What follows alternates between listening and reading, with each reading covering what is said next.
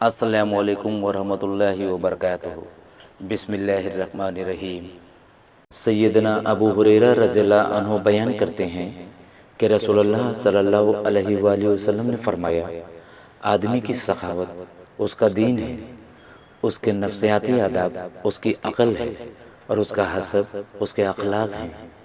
رسول اللہ صلی اللہ علیہ وآلہ وسلم نے فرمایا کہ اللہ تعالیٰ تمہارے لیے 3 باتیں پسند نہیں کرتا: بلا وجہ کی گپ شپ، فضول خرچی، اور لوگوں سے بہت مانگنا۔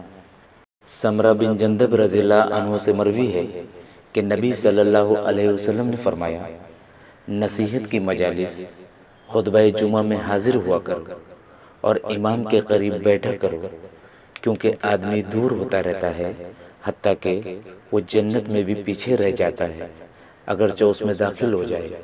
سیدنا عبداللہ رضی اللہ عنہ سے مروی ہے کہ رسول اللہ صلی اللہ علیہ وآلہ وسلم یہ دعا کرتے تھے، ترجمہ: اے اللہ، تو نے میری تخلیق کو اچھا بنایا ہے، بس تو میرے اخلاق کو بھی اچھا بنا دے۔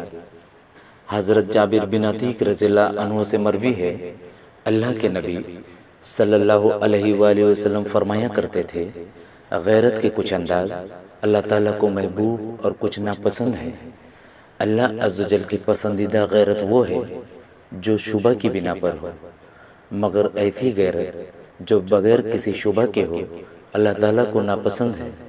اسی طرح بڑائی کا اظہار بھی کچھ ایسا ہے جو اللہ کو ناپسند ہے اور کچھ پسندیدہ ہے۔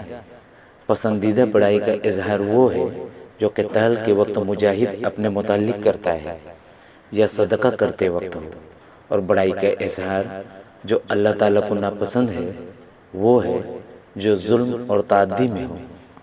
حضرت ابن عمر رضی اللہ عنہ سے روایت ہے کہ رسول اللہ صلی اللہ علیہ وآلہ وسلم نے فرمایا، جو شخص قسم اٹھائے اور انشاءاللہ کہے تو اس پر کوئی گناہ نہیں۔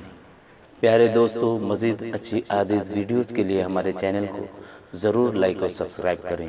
جزاک اللہ، بہت شکریہ۔ السلام علیکم ورحمۃ اللہ وبرکاتہ۔